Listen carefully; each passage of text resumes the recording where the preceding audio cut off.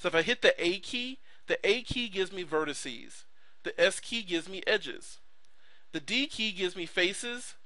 And then the F key goes back to the object selection mode. And then the G key gives me multi-select. When I hit G, you can see I can select edges, faces, or vertices. So that gives me like a multi-selection tool. Let's rotate around this. So that's really kind of it. I want to get to my edges. I can hit S and get to edges and click on my edge right here. And I could do something like,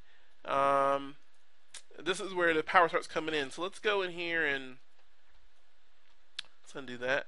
It's going to make myself a new box. So I'm going to go in here and hit D to get to face mode.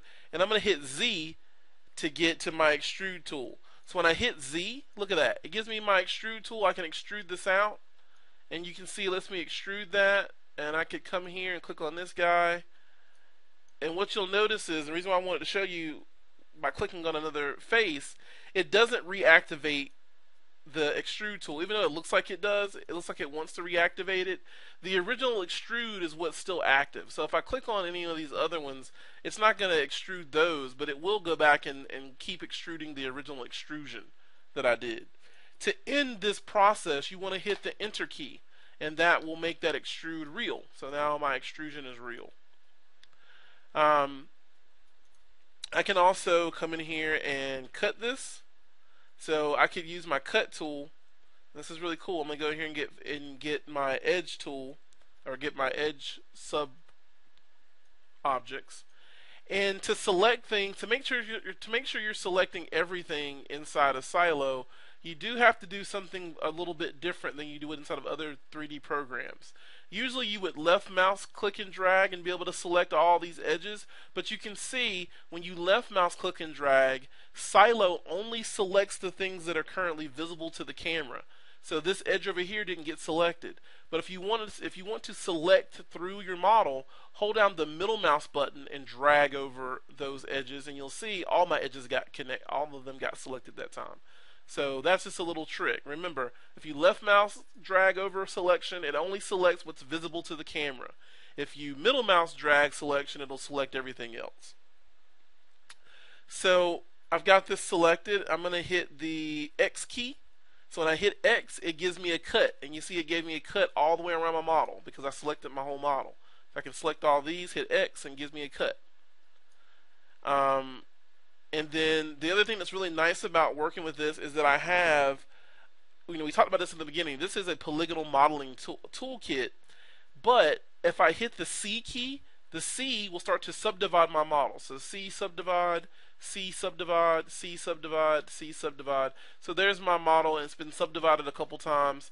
If I want to unsubdivide my model, all I have to do is hit the V key. So V, unsubdivide, unsubdivide, unsubdivide, unsubdivide, and it goes back to where it was. This is actually a really great way to work with polygons and work with subdivisions. I really enjoy the toolkit here inside of Silo, and that's why I really love jumping into it when I'm gonna just do straight up modeling. I'll jump in here and be fine with it.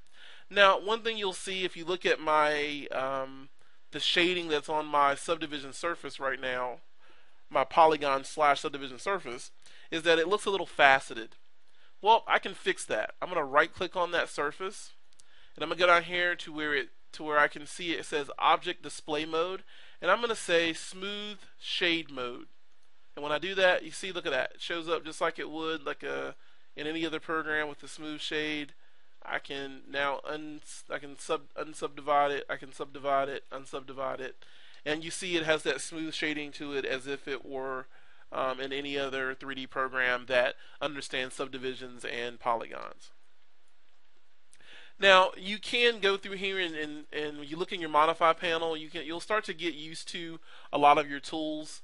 If I come in here and hit D to go to face mode, I can grab these faces on the top. I can hit the B key. The B key gives me the bevel, which is really nice because it lets me bevel these guys. See that? Pretty cool. You can still subdivide and unsubdivide while you're in these modes and whatnot. So I can hit C key while I'm in that and see what it's going to look like when it's subdivided. and then say, oh, I don't want to do that, and then come here. Once I'm done with that, I'll just hit enter, and that's that. So the B key is my bevel.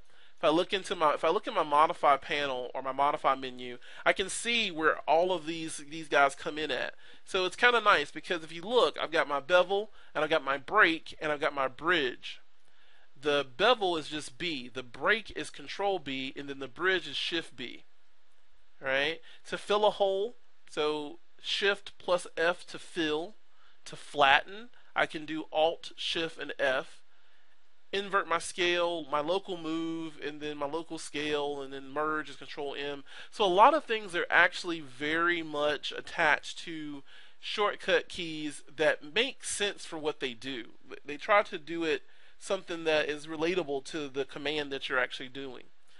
One of the other things that I like about working here inside of Silo is that I have a shell command.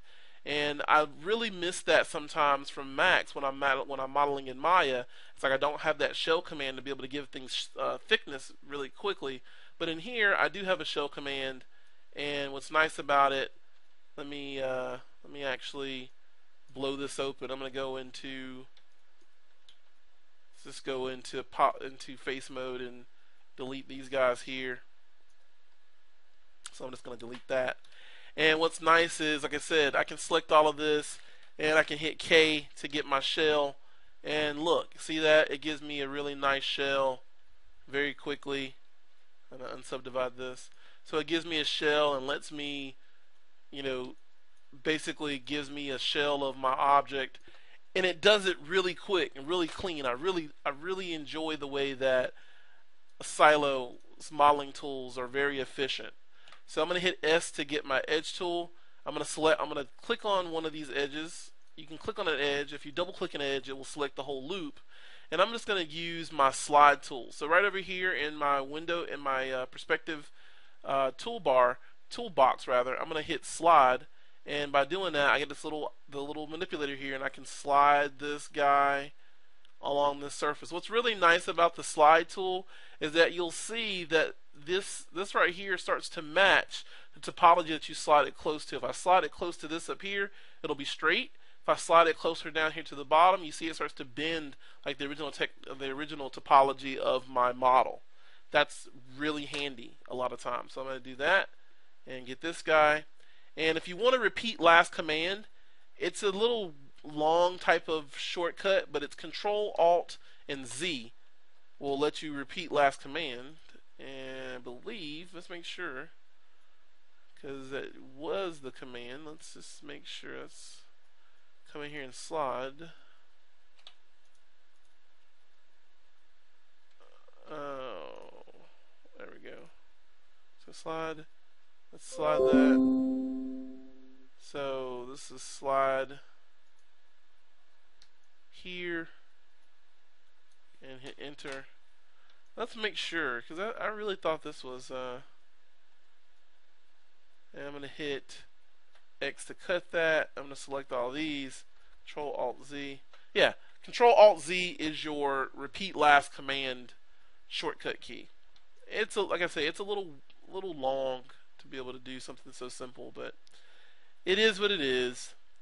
Now, the nice thing is I can come in here and subdivide this. I can unsubdivide it. I can come in here and select this whole loop, delete the loop out. What's really nice here inside of Silo is when I delete a loop of edges, it takes out the vertices with it. Now you can do the same thing inside of Maya. You can do the same thing inside of Max.